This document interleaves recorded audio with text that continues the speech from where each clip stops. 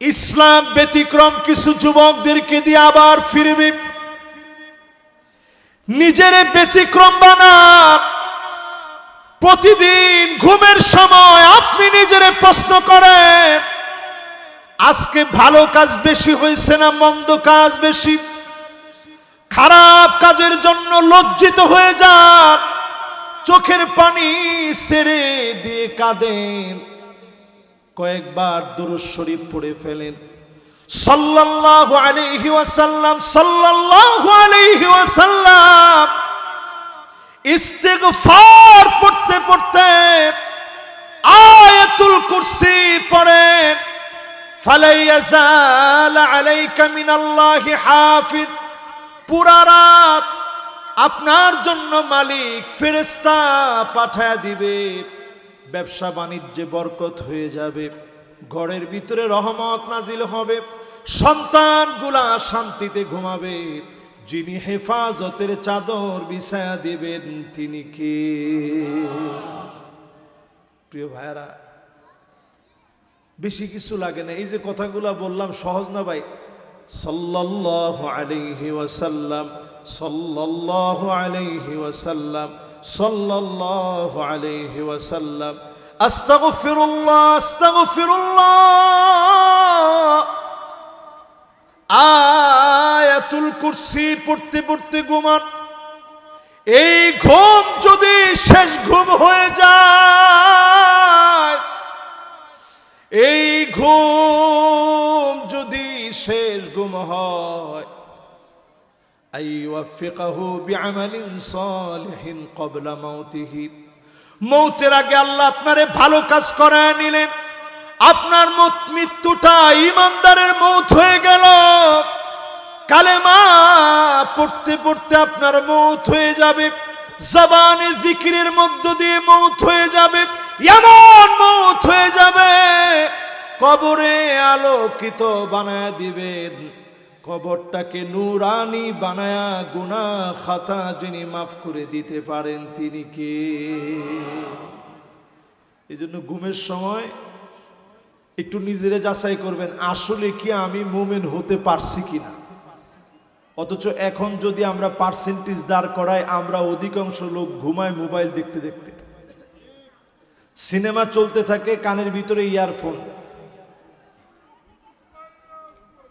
আস্তে বেহুশ হয়ে গেছে, চোখ টাইনা ধরে রাখে যে থাক আরেকটু দেখি, কিন্তু এরপরে চোখ তো আর নিয়ন্ত্রণ সবসময় মানে না, আস্তে ঘুমায় গেছে, ওর সিনেমা কিন্তু চলতেছে। ঠিক না? ঠিক না? 8 নম্বরে প্রিয় ভাইরা আমার, আর ইনশাআল্লাহ এই তো আর 2টা বাকি, তো আর বেশি সময় লাগবে না ইনশাআল্লাহ। আপনারা আছেন তো এখন কি 9 8 নম্বর না? ইখতিলাফ লেগে গেল তো বিরাট। আপনারা সবাই বলেন 7 নাম্বার শেষ না 8 নাম্বার শেষ? 7 শেষ না? হ্যাঁ ঠিক আছে, তাহলে এবার 8 নাম্বার। অনেকে এখন চাবে যে হুজুর আরেকটু বাড়াক, এজন্য সংখ্যায় লাগলে ভুল বলি, অসুবিধা নেই, কিন্তু আমার আবার হাদিসের সংখ্যায় পেছ লেগে যাবে, তখন আর আমি মিলাইতে পারবো না। এই জন্য কয় নাম্বার? 8 নাম্বারে প্রিয় ভাইরা আমার, যতজন আমার সামনে এই মুহূর্তে বসা আছেন, আজকে থেকে এই কথা মনে রাখবেন, আপনি আমি যদি পরাজিত হই, ইসলাম পরাজিত হয় না। ইসলামকে অবশ্যই যিনি বিজয়ী বানাবেন তিনি কে? আপনি আমি পরাজিত হইলে, আমি আপনি পরাজিত হইলাম, ইসলাম পরাজিত হবে না। ইসলাম এমন এক ধর্মের নাম, একজনরে দিয়ে আল্লাহ তাআলা কবুল করলে গোটা জাতি মুসলমান হয়ে যাবে। জোরে কোন আল্লাহু আকবার। এই যে আজকের মালদ্বীপ বলেন, জাজাইরের একজন আলেম সেখানে গেছে, সেইখানের একটা কথা ছিল, প্রত্যেক বছরের একটা সময়ে সবচেয়ে সুন্দরী নারীটাকে সাজায় গোছায়া সমুদ্রের পাড়ে রেখে আসা হতো। ইফরিতুম মিনাল জিন, জিনদের ভিতরে বদ জিন যেগুলো আছে সেগুলো এসে এই নারীর উপরে অত্যাচার করে তাকে মেরে ফেলত। তো জাজায়ের থেকে যে আলেম গেছে একেবারে নওজোয়ান আলেম, এখনো দাড়ি উঠে নাই। আরবের লোকদেরকে যারা দেখছেন এত সুন্দর, দাড়ি না উঠলে তেমন বোঝার কায়দা নেই।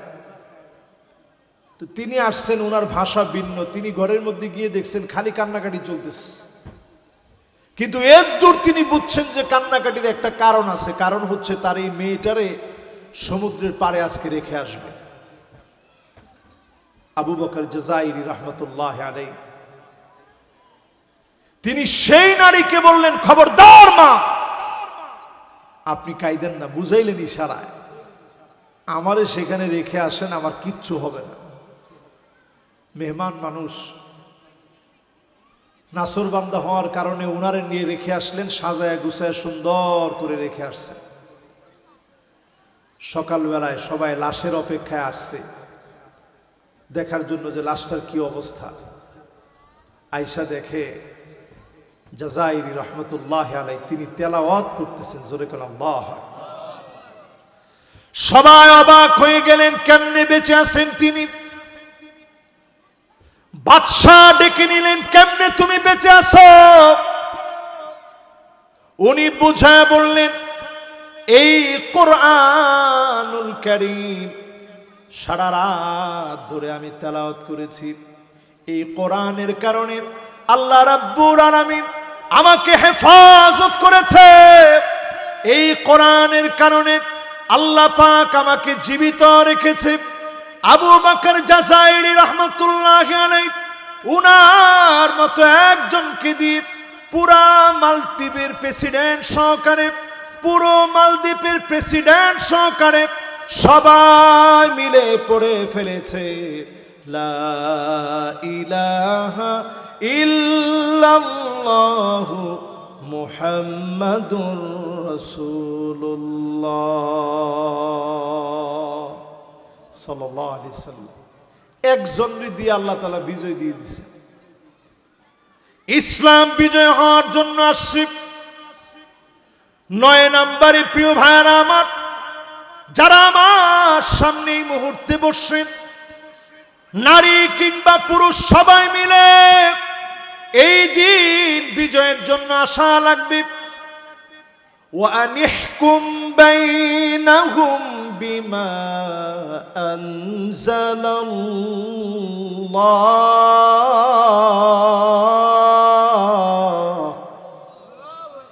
বিচার করা লাগবে কোরআন দিয়ে। আওয়াজ করে মহব্বত করে বলেন, কি দিয়ে? আরো জোরে, কি দিয়ে? আচ্ছা, আমাদের দেশে পার্লামেন্টে যারা আছেন, সরকারি দল কিংবা বিরোধী দল, উভয় দলের মুসলিম যারা রয়েছেন, এরা একজনও কি আল্লাহর কোরআন দিয়ে বিচার হোক এটার বিরোধিতা করা ঠিক হবে? সরকারি দল অথবা বিরোধী দল কেউ কি এটার বিরুদ্ধে কথা বলার কোনো সুযোগ আছে?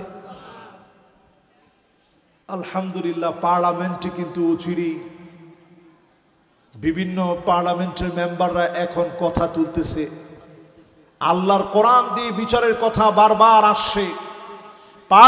ওই সময় যদি আপনি সমর্থন না জানান, আপনি এমন মুসলমান নামে মুসলমান হতে পারেন, আল্লাহর আদালতে মুসলমান নাম আপনার থাকবে না। ঠিক নি? ঠিক নি? এই জন্য একটু হিসাব সোজা করেন। বাংলাদেশে অনেক পরিবর্তন আসছে। এই জুলাই সনদ, জুলাই বাস্তবায়ন, জুলাইয়ের আত্মত্যাগ আর কোরবানির মধ্য দিয়ে আমরা যে নতুন একটা আজকে এই কথা বলার সুযোগ পাইছি, এটা তো নাও হইতে পারত। দিছেন কে? ছোট ছোট বাচ্চারা তখন স্লোগান দিয়েছে, উই ওয়ান্ট জাস্টিস, আমরা ইনসাফ চাই, জাস্টিস চাই। পরিষ্কার আজকের এই মাহফিলে বলতে চাই, জাস্টিস, আপনি যদি আমেরিকাকে জাস্টিস মনে করেন, আমেরিকায় তাকায় দেখেন, নিরপরাধ নির্দোষ মানুষকে শুট করে ছোট ছোট বাচ্চা গুলি চালায়া 70-80 জনকে গুলি করে মেরে ফেলছে। ঠিক কিনা বলে? বিচার নাই, মিডিয়াতেও নাই। সাদা চামড়ার লোকেরা কালো চামড়ার লোকদেরকে পিটায় মেরে ফেলছে। সেদিন আমার এক বাঙালি বোনকে হঠাৎ করে এসে পিটায় হত্যা করেছে। বিচার নেই। সুতরাং ন্যায় ইনসাফ যদি বাংলাদেশে কায়েম করতে হয়, একমাত্র আল্লাহর কোরআন ছাড়া ইনসাফ কায়েম হবে না। না না, ঠিকটা এত আসতে বললে হবে না। বাংলাদেশে যদি ইনসাফ কায়েম করা লাগে, দিনে দুপুরে মানুষ হত্যা যদি বন্ধ হতে হয়, ছিনতাই চাঁদাবাজি রাহাজানি যদি বন্ধ হতে হয়, আল্লাহর কোরআন ছাড়া ইনসাফ কায়েম হতে পারে না। আপনারা কি আমার সাথে একমত? এটা আমার 9 নম্বরের পয়েন্ট হচ্ছে, বিচার করা লাগবে কি দিয়ে? ওয়া আনহকুম বাইনাহুম বিমা আনজালাল্লাহ। আল্লাহ পাক বলেন বিচার হওয়া লাগবে কোরআন দিয়ে। ওয়ালা তাত্তাবি আহওয়াহুম, মন গড়া বিচার চলবে না। আওয়াজ করে বলেন, কি গড়া বিচার চলবে না? 9 নম্বরের দ্বিতীয় পয়েন্ট, মুসলমান যদি চিন্তা দুশ্চিন্তা ভুলে যেতে হয়, মন গড়া বিচার বাদ দেওয়া লাগবে। সূরা মায়েদা খুলেন। আপনারা মনে মনে চিন্তা করতেছেন, হুজুরি কি বললেই হবে? সূরা মায়েদা খুলেন। সূরা মায়েদা খুলে হাতের সামনে সূরা মাইদা এর আপনি 49 নং আয়াতে কারিমা আপনি খুলেন। এই যে দেখেন আল্লাহ কি বলেন। আল্লাহ বলছেন, খবরদার মন গড়া বিচার চলবে না। এরপর আল্লাহ কি বলেন? ওয়াহদারুহুম আইয়াফতিনুকা আন বা'দি মা আনজালাল্লাহু ইলাইক।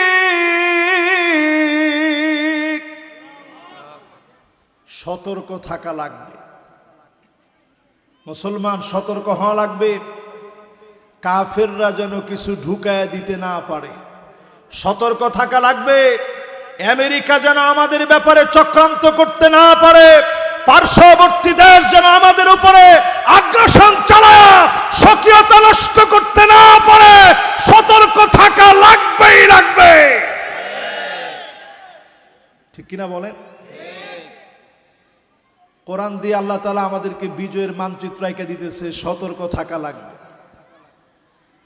এরপরে আল্লাহ রাব্বুল আলামিন বলেন, فَإِن تَوَلَّوْا فَاعْلَمْ أَنَّمَا يُرِيدُ اللَّهُ أَن يُصِيبَهُم بِبَعْضِ ذُنُوبِهِمْ।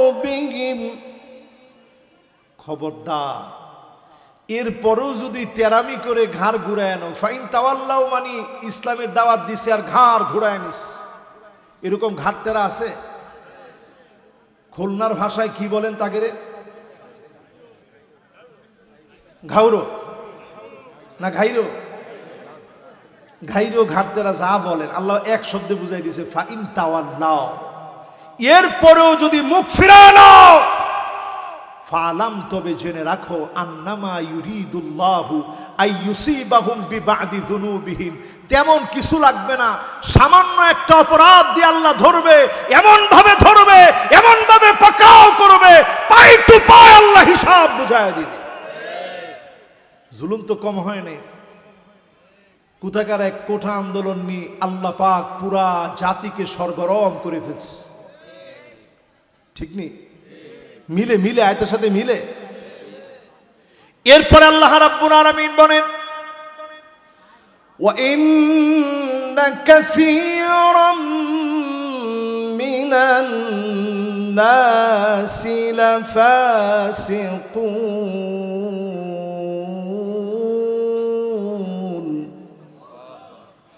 অধিকাংশ লোকেরা হবে ফাসিক। প্রথমে আল্লাহ ইন্না বললেন, এরপরে আল্লাহ বললেন কাসীর, নিশ্চয় অধিকাংশ লোক। বাদুন নাস আল্লাহ বলে নাই, নাফারুম মিনান নাস বলে নাই, ফারাদুম মিনান নাস বলে নাই, ওয়া ইন্না কাসীরাম মিনান নাস বললেন। অধিকাংশ লোক ফাসিক হবে, যারা নামে মুসলমান হলেও কাজে মুনাফিক হবে। ঠিক নি? ঠিক নি? এরপর আল্লাহ কি বলেন একটু শোনেন। আফা হুকমাল জাহিলিয়া يبغون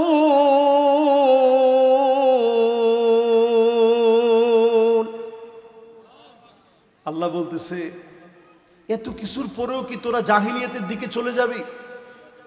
আমার কাছে তো একেবারে সচক্ষে তাকায় দেখতেছি যারা এখনো বলেন, মনে করেন, কামনা করেন যে আগে তারাই ভালো ছিল। এরকম লোক আছে না? চায়ের দোকানে বসলেই গল্প জুড়ে দেন যে আগেই ভালো ছিলাম। এই কীর্তি এই সমস্ত জুলাই আন্দোলন হইলো, লাভটা কি হইল? এরকম যারা চিন্তা করেন বলেন আফা হুকমাল জাহিলিয়াতি ইয়াবগুন, এত কিছুর পরেও লোকেরা কি জাহিলিয়াতের দিকে চলে যাবে? জাহিলিয়াতের দিকে যায় না। বাংলাদেশে যদি আবার জাহিলিয়াতের দিকে ফিরে যান, এই দেশটার ভিতরে গৃহযুদ্ধ লেগে যাবে। এজন্য জুলাইয়ের রক্তের উপর দিয়ে যে দেশটা আমরা অর্জন করেছি, আরেকটা বার স্বাধীন ভূখণ্ডে স্বাধীনভাবে কথা বলার যে স্বাধীনতা পেয়েছি, এটা রক্ষার জন্য সোচ্চার হন। যদি না হন, যুদ্ধ লেগে যাবে, গৃহযুদ্ধ শুরু হয়ে যাবে। আল্লাহর হাবিব হাদিসের ভিতরে স্পষ্ট জানায় গেছেন এমন অবস্থা হবে ইস্তিগফাফাম বিদ্দাম, চতুর্দিকে গ্যানোসাইড হবে, রক্তারক্তি হবে, যুদ্ধ হবে। যদি বাঁচতে হয় আল্লাহর কোরআনের দিকে আমাদের ফিরে আসা লাগবে, ঠিক কিনা? এরপরে প্রিয় ভাইরা আমার, আল্লাহ রাব্বুল আলামিন তারপরে জানায়া দিলেন ওয়ামান আহসানু মিনাল্লাহি হুকমা, আল্লাহর হুকুমের চাইতে সুন্দর আর কোনো হুকুম হতে পারে না। জোরে বলেন ঠিক। লিকাওমি ইউকিনুন, সবাই এটা বুঝবে না। এটা বুঝবে যারা প্রবল বিশ্বাসী হবে। মাশাআল্লাহ, হাইয়াকুমুল্লাহ। মাশাআল্লাহ, কেমন আছেন হযরত? মাশাআল্লাহ, মাশাআল্লাহ। হুজুর চলে আসছেন ইনশাআল্লাহ। হুজুর আজকে দোয়া করবেন। হুজুর এখানে বসেন, তাফাদ্দাল। মাশাআল্লাহ। আমি একেবারে শেষ কথায় চলে আসছি। লিকাওমি ইউকিনুন, এটা বুঝবে তারা যারা প্রবল জ্ঞানী হবে। আমাদের মুসলমানদের হারানো সম্পদ স্বর্ণ, গহনা, ডায়মন্ড না, খালি তেলের খনি বের করা, এটা আমাদের হারানো সম্পদ না। নবীজি বলে তোমাদের হারানো সম্পদ কি? মুমিনদের বলেন তো দেখি, একজন মুমিনের হারানো সম্পদ কি? মাশাআল্লাহ, একজন বলেন তো দেখি, কার উত্তর সঠিক হয়। মুমিনদের হারানো সম্পদ কি? আরেকটা বার সুযোগ দেখি কে পাশ করে, পাশ করলে পুরস্কার আছে। মুমিনের হারানো সম্পদ কি? এখানে কিন্তু কুয়েট আপনাদের পাশেই না?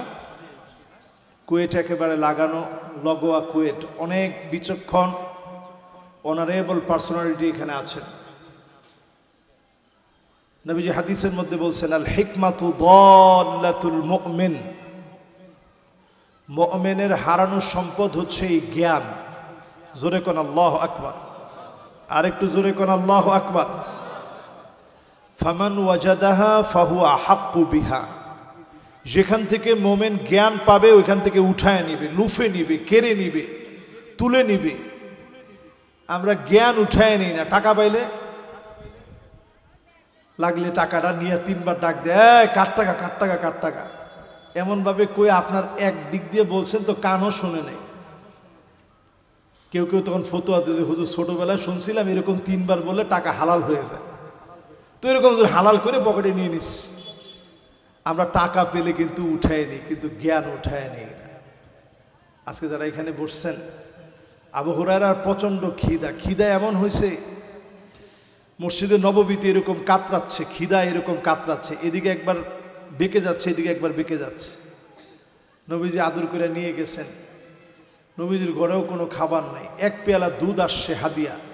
নবীজি বলছেন আসহাবে সুফার যে সাহাবীরা আছে সবাইরে ডাকো।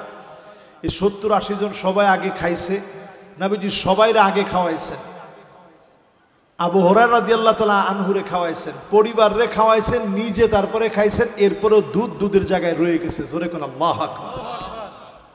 আমার রাসূল তো তিনি উম্মে মা'বাদ, রাসূলের কেরামত দেখে, মুআজিজা দেখে তৎক্ষণাৎ কালেমা পড়ে মুসলমান হয়ে গেছে। জোরে কোন সুবহানাল্লাহ। আবু হুরায়রা রাসূল গেছেন, প্রচন্ড ক্ষুধা লাগছে, খাওয়ার কিছু নাই, তাকায় দেখে এক পাল ছাগি আছে, ছাগি দুধ দোয়ানো যায় না। উম্মে মা'বাদ গিয়ে বলতেছে, আমাদেরকে কিছু দুধ দেওয়া যায়? আবু বকর গিয়ে জিজ্ঞাসা করো তো। আবু বকর রাসূলের পরিচয় দিয়ে বলছে, ওনাকে কি চিনেন? বলছে হ্যাঁ চিনি। বলছে একটু দুধ কি দেওয়া যাবে? তুমি বলছে না, আমি তো দুধ দিতে পারবো না, আর এখানে যে ছাগিগুলো আছে দুধ দেওয়ার মতো নাই। তো যখন এটা বলছে, নবীজি বলছে, আমি যদি এমন একটা ছাগি থেকে দুধ দোয়ায় নিই যেটার বানের ভিতরে দুধ নাই, তো উম্মে মা'বাদ বলছে ঠিক আছে, তাইলে তো কোনো অসুবিধা নাই। একেবারে জীর্ণ শীর্ণ, যার বানগুলা লেগে গেছে, এরকম একটা বানের ভিতরে নবীজি যখন বরকতের হাতটা শুধু দিছে, ওই দুধ নবীজি দহন করে উম্মে মা'বাদরে প্রথমে খেতে দিছে। উম্মে মা'বাদ পান করার পরে আবু বকরকে খাইতে দিছে, আবু বকর পান করার পরে আমার রাসূল খাইছে, এরপরও বরকত শেষ হয় না। জোরে করে আল্লাহু আকবার। উম্মে মা'বাদ এই দৃশ্য দেখা তৎক্ষণাৎ বুঝে ফেলছে এটা সাধারণ কোনো মানুষ না। আজকে থেকে আমি সাক্ষ্য দিলাম, আশহাদু আল্লা ইলাহা ইল্লাল্লাহ ওয়া আশহাদু আন্না মুহাম্মাদান আবদুহু ওয়া রাসূলুহু। জোরে করে আল্লাহু আকবার। প্রিয় ভাইরা আমার, 9 নম্বরের পরে 10 নম্বর শেষ কথা বলি, ওয়ালা তাহিনু ওয়ালা তাহজানু ওয়া আনতুমুল আ'লাউনা ইন কুনতুম মুমিনিন। মুমিন হয়ে যদি কবরে যেতে পারে, কবর আলোকিত হবে, নামাজ আপনার জন্য দাঁড়ায় যাবে নূরুন ওয়া বুরহানুন ওয়া নাজাহ। কবর আলোকিত হয়ে যাবে। অন্ধকার কবরের ভিতরে কে যেন আপনার জন্য দাঁড়ায় গেল, নামাজ দাঁড়ায় যাবে, আমলগুলো দাঁড়ায় যাবে, আপনার জন্য নাজাতের ফয়সালা হয়ে যাবে। যিনি ডেকে ডেকে মাফ করে দিবেন তিনি কে? এজন্য মোমেন হইয়া কবরে যায়, মোমেন না হইয়া কবরে যায় না। মোমেন হয়ে কবরে যাওয়ার জন্য আজকে থেকে যেহেতু এটা জিলকাদ মাসের কত তারিখ সবাই বলেন, কত তারিখ? আজকে থেকে আমি শেষ কথায় 6টা আমল বলবো। 1 নাম্বার আমল হচ্ছে, এই হাদিসটা সহি হাদিস। 1 নাম্বার হাদিস, কানাত লাহু কাআজরি হাজ্জাতিন ওয়া উমরাতিন তাম্মাতিন তাম্মাতিন তাম্মাহ। আজকে থেকে যদি ফজরের নামাজে জামাতের সঙ্গে পড়েন, সূর্য উঠা পর্যন্ত একটু বসলেন, হারাম ওয়াক্ত শেষ হলো, ইশরাকের 2 রাকাত নামাজ পড়লেন, এই ছোট্ট আমলটা যদি আল্লাহর কোন গোলাম করেন, হজ আপনার উপরে ফরজ হয় নাই অথবা টাকা নাই, যেতে পারেন নাই, কিন্তু ছোট্ট আমলটা করছেন, সওয়াব কেমন? পরিপূর্ণ হজ এবং উমরা করলে যেমন সওয়াব হবে, তাম্মাতিন তাম্মাতিন তাম্মাহ, পরিপূর্ণ সওয়াব যিনি বান্দার আমল নামায় দিবেন তিনি কে? তো মুমিন হিসাবে কি আমাদের এই কাজটুকুন করা উচিত না ভাই? হজে যেতে পারেন না। 2 নাম্বার আমল, নবীজি বলছেন, মান খারাজা মিন বাইতিহি মুতাতাহহিরান, সুন্দর করে ওযু বানায়া মসজিদের মধ্যে গেছে নামাজের জন্য, ইলা সালাতিন মাকতুবাতিন কাআজরুহু কাআজরিল হাজ্জিল মুহরাম, ইহরামের পোশাক পরে, সাদা ইহরামের পোশাক পরে 2 টুকরা কাপড় পরে হজ করলে যেমন সওয়াব হয়, আল্লাহর কোন গোলাম ঘর থেকে পা 1 পা 2 পা 10 পা 20 পা দিয়ে যখন মসজিদে যায় সম পরিমাণ সওয়াব বান্দার আমলনামায় আল্লাহ দিয়ে দিবে। 2 নাম্বার কাজ হচ্ছে 5 ওয়াক্ত নামাজে হাইটা হাইটা যাবেন। 3 নাম্বার কাজ নবীজি বলছেন মান গাদা ইলাল মসজিদি লা ইউরিদু ইল্লা আই ইয়াতাআল্লাম লা ইউরিদু ইল্লা আই ইয়াতাকাল্লাম। মসজিদে গেছে অন্য কোনো কথা বলতে চায় না। মসজিদে গিয়ে কি করছে? যে লোকটা মসজিদে গেছে, মসজিদে যাইয়া ইল্লা আই ইয়াতাআল্লাম খায়রান আও ইউআল্লিমাহু, নিজে হয় কিছু শিখছে অথবা শিখাইছে। জোরে কোন আল্লাহু আকবার। মসজিদে গেছেন আলতু ফালতু কোনো গল্প টল্প না করে কিছু শিখছেন অথবা শিখাইছেন। এই কাজটা যদি কেউ মসজিদে গিয়ে করে কানা লাহু কাআজরি হাজ্জিন তাম্মান হাজ্জাতাহু, পরিপূর্ণ হজ করলে যেমন সওয়াব হবে সম পরিমাণ সওয়াব বান্দার আমলনামায় আল্লাহ দিয়ে দিবে। সুবহানাল্লাহ। এজন্য কালকে থেকে মসজিদে বসলে একটু জ্ঞান বিতরণ করবেন অথবা নিবেন। এরপরে 4 নাম্বার আমল উমরাতুন ফি রমাদান তা'দিলু হাজ্জাতান। সেই বুখারীতে হাদিস আসছে কেউ যদি রমজান মাসে একটা উমরা করে তাহলে হজ্জের সমান সওয়াব বান্দার আমলনামায় দিয়ে দিবে। জোরে কর সুবহানাল্লাহ। এজন্য যাদের হজের তৌফিক নাই, হজ ফরজ হয় নাই, নফল একটা উমরা করবেন, রমজান মাসে নিয়ত করবেন, আগে ভাগে টিকিট কেটে রাখবেন, তাহলে অল্পের ভিতরে আপনারা যেতে পারবেন। এরপরে প্রিয় ভাইয়েরা আমার 5 নম্বরে কারো যদি পিতামাতা থাকে, হজ ফরজ হয় না, সুন্দর ব্যবহার করেন, হাদিসের ভিতরে আসে, এটাও বুখারীর হাদিস, ফাফিহিমা ফাজাহিদ, পিতামাতার সঙ্গে সুন্দর ব্যবহার করলেন, জিহাদের ময়দানে গেলে যে সওয়াব হতো, হজ্জে গেলে যে সওয়াব হতো, আমল করলে যে সওয়াব হতো, সম পরিমাণ সওয়াব বান্দার আমলনামে আল্লাহ দিয়ে দিবে। প্রিয় ভাইয়েরা আমার এবার শেষ কথা, আমার 6 নম্বর কথা, হাদিসের মধ্যে আসছে ইদা মারিদাল আব্দু আও সাফারা কুতিবা লাহু মিথলা মা কানা ইয়ামালু মুকিমান। এই হাদিসটি সেই বুখারীতে আসে। নবীজি বলতেছেন কেউ নিয়ত করছে একটা কাজ করবে, এর মধ্যে অসুস্থ হয়ে গেছে, আল্লাহ তাআলা বলবে ফেরেশতারা লেখো। ফেরেশতারা বলবে আল্লাহ কি লিখব? ওই যে আমার বান্দা সুস্থ থাকা অবস্থায় নিয়ত করছিল হজ করবে, কিন্তু তার টাকা ছিল না, আমার কাছে তৌফিক চাইছে, বারবার ভিক্ষা চাইছে যে আল্লাহ হজে নেন, হজে নেন। লিখে ফেলো সওয়াব। হজ না করেও নিয়তের কারণে যিনি সওয়াব দিয়ে দিবেন তিনি কে? এজন্য আজকে থেকে এই 6টা আমলের সঙ্গী বানায় নেবেন, পারবেন ইনশাআল্লাহ। ওয়া আনতুমুল আ'লাউনা ইন কুনতুম মুমিনিন,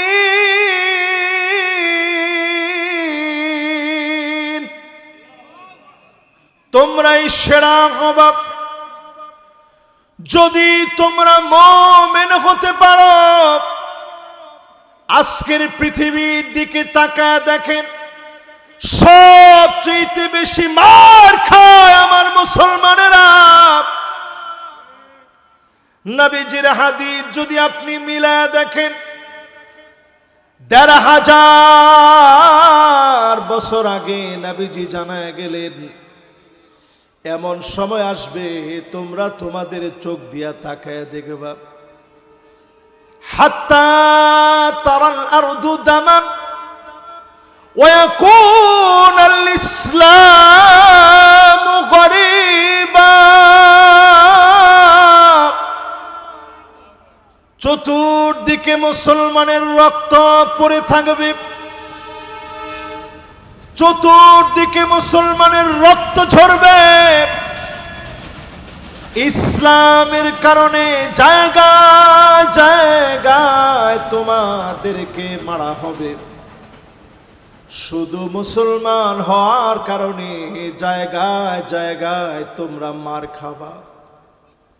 আজকে পৃথিবীর দিকে তাকায় দেখেন, 16ই জিলকাদ চলতেছে আজকে, ঠিক আছে তো নাকি সন্দেহ আছে? এই 16ই জিলকাদে আপনি একটু হিসাব করে দেখেন, গোটা পৃথিবীর ভিতরে 2 কোটি মুসলমান আজকের রাত্রেও মার খাচ্ছে। সংখ্যাটা কি পৃথিবীর মধ্যে কম না বেশি? 20 কোটি মুসলমানের মাথার উপরে ছাদ নাই। 20 কোটি, একজন দুইজন না। 20 কোটি মুসলমান শরণার্থী হয়ে গেছে, বিভিন্ন ক্যাম্পে আছে, বিভিন্ন দেশে বিভিন্ন জায়গায় আরেকজনের উপরে আরেকজনের কাঁধের উপর ভর দিয়ে কোন রকম দিন আনে দিন খায়, এমন অবস্থা। আল্লাহ বলেন তোমরা সেরা হবে যদি মুমিন হও। আসলে আমরা সেরা হতে পারি না, এজন্য সারা দুনিয়ার ভিতরে মার খাচ্ছি।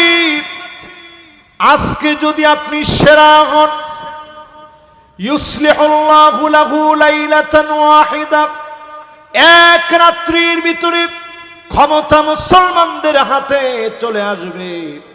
আবার যিনি মুসলমানদেরকে ক্ষমতা দান করে দিবেন তিনি কে? 1 নাম্বার পয়েন্ট, গোটা পৃথিবীর ভিতরে মার খায় কারা? জোরে কোন কারা? 2 কোটি মার খায়, 20 কোটির ঘুম নাই, মাথার উপরে ছাদ নাই, এই অবস্থা চলতেছে। কথা কি আমি সবাই বুঝাইতে পারতেছি? মাশাআল্লাহ, আপনি যথেষ্ট মনোযোগ নিয়ে শুনতেছেন। এবার 2 নাম্বার পয়েন্টে চলেন। 2য় নাম্বার পয়েন্ট একটু তাকায় দেখেন, আল্লাহর হাবিব বলে গেলেন এমন অবস্থা হবে মানুষ কবরের সামনে দিয়ে যাবে, যাওয়ার সময় ডাক দিয়ে বলবে ইয়া লাইতানি মাকানা, আফসোস আমিও যদি মরে যেতে পারতাম, আমিও যদি শেষ হয়ে যেতাম। মুসলমানদের অবস্থা এমন হবে চতুর্দিকে মৃত্যু পর্যন্ত কামনা করবে। বেশি দিন দূরে যাওয়া লাগবে না, 16 বছর এমন দৃশ্য বাংলাদেশে ছিল। কবরের সামনে গিয়ে লোকেরা বলেছে আল্লাহ, এই জুলুম থেকে আমারে কবরে নিয়ে না, আর সহ্য হয় না। এমন জুলুম পর্যন্ত জালেমেরা করেছে, ঠিক কিনা বলে? বেশি দূরে যাওয়া দরকার নাই। আমাদের প্রিয় আল্লামার উপরে এত অবর্ণনীয় জুলম হয়েছে, এই খুলনার মাটিকে ধন্য করার জন্য আল্লামা এখানে একটা মাদ্রাসা করছেন। আপনারা চিনেন কি না? এই সিদ্দিকিয়া মাদ্রাসা। চিন্তা করেন হুজুর কোত্থেকে কোথায় আইসা মাদ্রাসা করছে। এই মহব্বতের জায়গায় হুজুরের ইচ্ছা ছিল যে আমি এইখানে ঘুমাবো, কিন্তু জালেমরা এখানে ঘুমাইতে দেয় নাই, ঠিক কিনা বলে? আমি নিজে জানাজার নামাজে গেছি, হুজুরের গাড়িটার একেবারে পাশেই আমি দাঁড়ানো ছিলাম। তাকায় তাকায় দেখছি আর চিন্তা করছি যে আল্লাহ, 80 দশকের সেই কিংবদন্তি আল্লামা দেলোয়ার হোসেন সাইদি, যার কথায় পঙ্গপালের মতো মানুষ ছুটে যায়, সে মানুষটা আজকে শুয়ে গেছে। আল্লাহ, জালেমরা বাঁচতে দেয় নাই। এমনকি সে জায়গায় জানাজা পড়ানোর জন্য বারবার বলা হচ্ছিল গুলি চালানো হবে, তাড়াতাড়ি পড়ায় ফেলে। জানাজা শেষ হয়েছে, এরপরে মানুষ যে জিয়ারত করতে যাবে সেই জিয়ারত পর্যন্ত করতে দিতে যাওয়া হয় নাই। পুলিশ বসায় রাখতো, কেউ গেলে তাদেরকে তাড়ায় দিত। 15 আগস্টে প্রিয় আল্লামা দুনিয়া থেকে বিদায় নিয়েছে।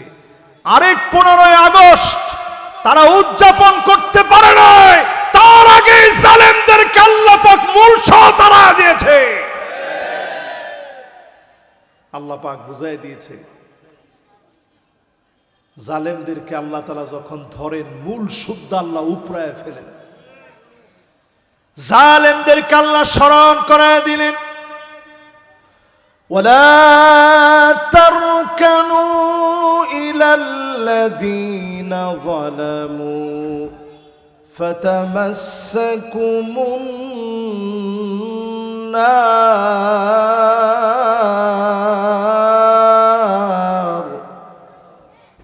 খবরদার জুলুম করো না জুলুম করলে তোমাদেরকে জুলুমের কারণে পাকড়াও করা হবে জাহান্নামের আগুন তোমাদেরকে গিলে খাবে জাহান্নামের আগুন তোমাদেরকে নিষ্পেষিত করে ফেলবে চতুর্দিক থেকে জাহান্নামের আগুন তোমাদেরকে ঘেরাও করে ফেলবে স্বচক্ষে যেন আমরা দেখলাম জালেমদেরকে যখন আল্লাহ ধরলেন এমন ভাবে ধরলেন পালাবার জায়গা পায় নাই এজন্য আল্লাহ বলছেন ওয়ালা তারকানু জালেমদের সঙ্গে ঠেস দিও না বন্ধুত্ব করো না সহযোগিতা করো না যারা সেলফি উঠায়া গর্ব করে এক সময় ফেসবুকে দিয়েছে এক একটা ছবি এখন তাদের পতনের জন্য বড় হুমকি হয়ে গেছে